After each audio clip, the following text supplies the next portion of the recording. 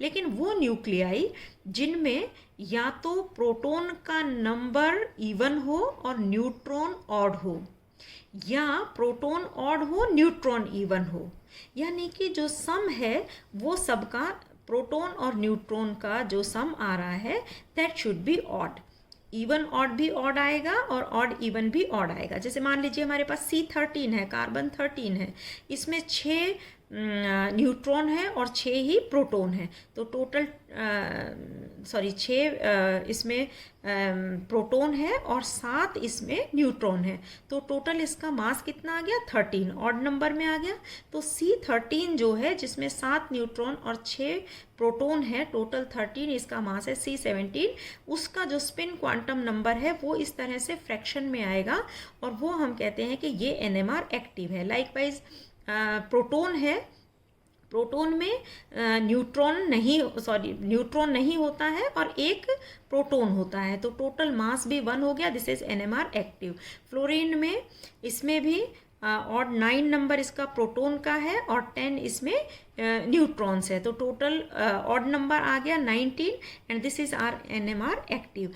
तो वो न्यूक्लियाई जिसमें प्रोटॉन इवन और न्यूट्रॉन ऑड नंबर में हो या प्रोटॉन ऑड और न्यूट्रॉन इवन नंबर में हो, वो न्यूक्लियाई NMR एक्टिव होते हैं, या उनका स्पिन एंगुलर मोमेंटम जो है या स्पिन क्वांटम नंबर जिसका इस तरह का हो, वो न्यूक्लियाई NMR एक्टिव होते हैं।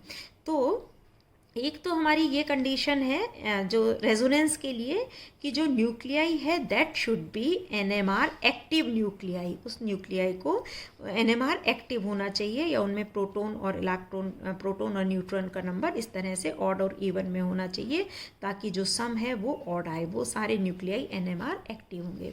दूसरा जो है इसमें रेजोनेंस के लिए कंडीशन है कि for resonance precessional frequency of nucleus should be equal to radio frequency। हम जो डाल रहे हैं वो रेडियो फ्रीक्वेंसी है, वो न्यूक्लियस की प्रेसेशनल फ्रीक्वेंसी के बराबर होनी चाहिए, क्योंकि जो न्यूक्लियस है वो रेडियो वेव्स जब हम डालते हैं उसको h न्यू में फोटॉन्स के फॉर्म में एब्जॉर्व करता है या एमिट करता है, तो वो तभी करेगा जब ये जो हम रेडियो फ्रीक्वेंसी डाल रहे हैं वो प्रेसेशनल फ्रीक्वेंसी के बराबर होगी।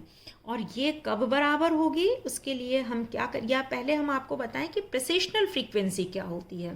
रेडियो फ्रीक्वेंसी तो आपको पता ही है कि हम रेडिएशंस, इलेक्ट्रोमैग्नेटिक रेडिएशंस डालते हैं रेडियो वेवलेंथ की, उनकी एक पर्टिकुलर फ्रीक्वेंसी होती है।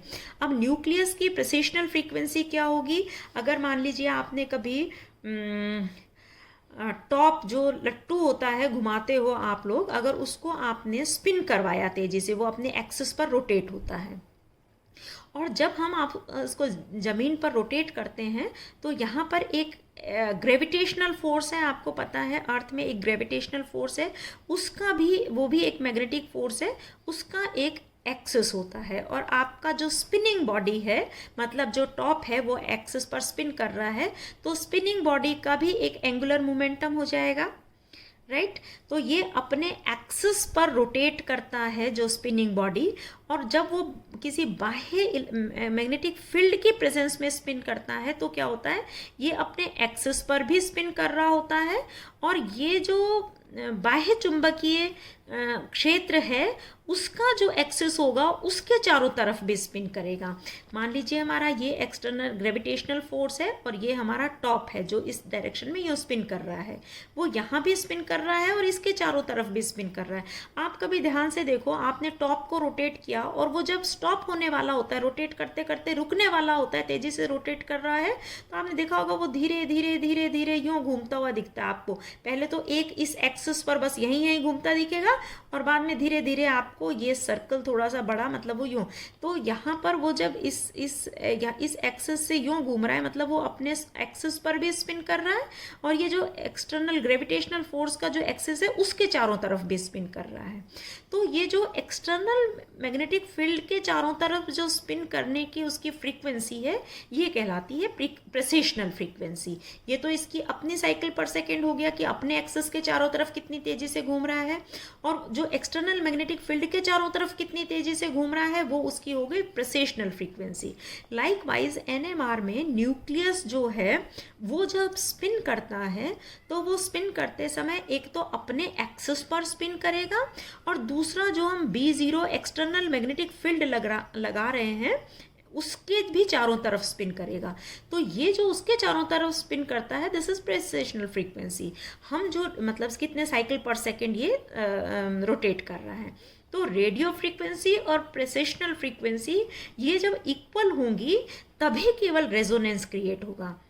इसका मतलब हमें ये ध्यान रखना है कि रेडियो फ्रीक्वेंसी न्यूक्लियस की प्रेसेशनल फ्रीक्वेंसी के बराबर हो जाए, और इसके लिए हम दो मेथड से इसको कर सकते हैं, या तो फ्रीक्वेंसी स्वीप मेथड और दूसरा magnetic field sweep method.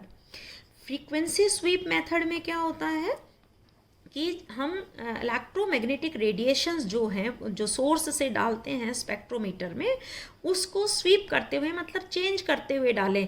Radio frequency जो है उसको कम से ज़्यादा की तरफ इंक्रीज करते हुए स्वीप करते हुए डालें। तो जैसे ही वो प्रेसेशनल फ्रीक्वेंसी रेडियो फ्रीक्वेंसी के बराबर आएगी, न्यूक्लियस की प्रेसेशनल फ्रीक्वेंसी और रेडियो फ्रीक्वेंसी एक जैसी होगी तो रेजोनेंस क्रिएट हो जाएगा और हमको स्पेक्ट्रम मिल जाएगा।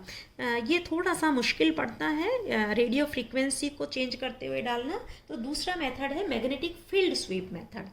इसमें हम जो मैग्नेटिक फील्ड हमने एक एक्सटर्नल मैग्नेटिक फील्ड लगाया था उस मैग्नेटिक फील्ड को उसकी यूनिट होती है गॉस में या टेस्ला में हम नापते हैं। तो उस मैग्नेटिक फील्ड को चेंज करते हुए हम डालते हैं। आपको पता है, आपने 12th में भी एक्सपेरिमेंट किए होंगे मैग्नेटिक फील्ड की स्ट्रेंथ को चेंज करने के लिए हेल्प हॉट कीज़ होती क्वाइल्स होती है एक, उस क्वाइल में जो कीज़ लगी हुई होती हैं उनको हम चेंज कर करके इसकी स्ट्रेंथ को चेंज कर सकते हैं। और आपको पता है जितना मैग्नेटिक फील्ड हम की स्ट्रेंथ को बढ़ाते जाएंगे उतना ही ज़्यादा इनमें जो अल्फ़ा और बीटा जीमान लेवल है उसमें वो न्यूक्लियाई उस मैग्नेटिक फील्ड को उसी तरह से उतनी स्ट्रेंथ पर फील करेंगे और उतना ही ज़्यादा उनमें एनर्जी में डिफरेंस आएगा। मान लीजिए किसी न्यूक्लियस की एनर्जी ये है जबकि कोई एक्सटर्नल मैग्नेटिक फील्ड नहीं है। अब आपने external magnetic field suppose 1.4 Tesla का लगाया तो ये जो फ्रीक्वेंसी है करीब 60 मेगाहर्ट्ज़ पर इनमें इतना डिफरेंस आ जाएगा, ये दो एनर्जी लेवल में स्प्लिट हो जाएगा। अगर आपने मैग्नेटिक फील्ड की स्ट्रेंथ को और बढ़ा दिया तो ये एनर्जी में डिफरेंस जो है ये और ज़्यादा बढ़ जाएगा, करीब इसकी फ्रीक्वेंसी 300 मेगाहर्ट्ज़ हो जाएगी 7 टेस्ला पर। मतलब जितना आप मैग्नेटिक फील्ड की स्ट्रेंथ को बढ़ाते जाओगे उतना ही इनमें एनर्जी लेवल में अल्फ़ा और बीटा एनर्जी लेवल में डिफरेंस बढ़ता जाएगा, और जितना डिफरेंस बढ़ता जाएगा उतना स्पेक्ट्रम जो है वो हमें क्लियर दिखता जाएगा।